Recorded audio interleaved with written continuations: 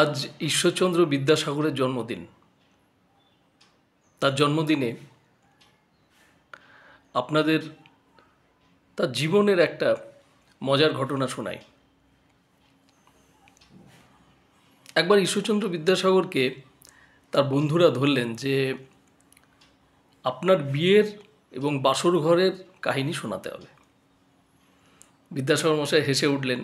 এমনি খুব রসিক ছিলেন আমাদের ঈশ্বরচন্দ্র বিদ্যাসাগর। তিনি হেসে বললেন, ঠিক আছে, তাহলে ঘটনাটা বলছি, শোনো। বাসর ঘরে ঢুকেছি,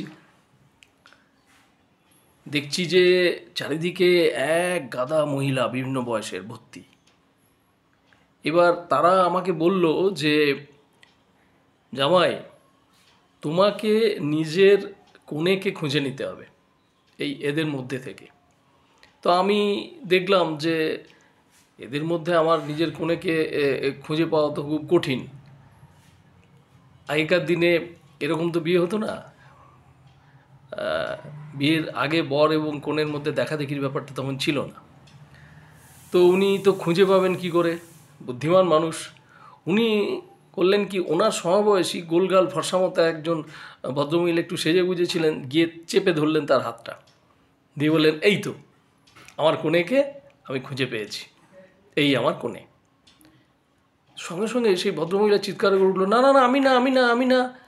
এবার বাকি মহিলারা ওর ঘাড়ে পড়ে, এদিক দিয়ে পালায়, ও ওই দিক দিয়ে পালায়। কী করবে, খুঁজে পায় না। বিদ্যাসাগর মশাই ছাড়বেন না, না না না না, এই তো আমার কোণে, একে দিয়ে আমার সংসার হয়ে যাবে, আবার আর নতুন কোণের দরকার নেই। অন্যরা এসে বলছে, না না এ নয় এ নয়, না না এই আমার কোণে, আমার অন্য আর কাউকে লাগবে না। তখন দু তিনজন গিন্নিবান্নি মহিলারা এগিয়ে এলেন, এসে বললেন, মানে যার হাত উনি ধরেছেন সে তো চিৎকার চেঁচামেচি করছে, মা গো গেলাম গো, বাবা গো আমাকে ছাড়াও গো, আমি নই গো আমি নই গো। তো দু তিনজন গিন্নিবান্নি এসে বললেন যে না না না, ও তোমার কোণে নয়, তোমার কোণেকে বাবা আমরা খুঁজে এনে দিচ্ছি, তুমি ওকে ছেড়ে দাও বাবা। তাহলে আনুন। বিদ্যাসাগর মশাইয়ের কোণেকে তারা খুঁজে নিয়ে এলো।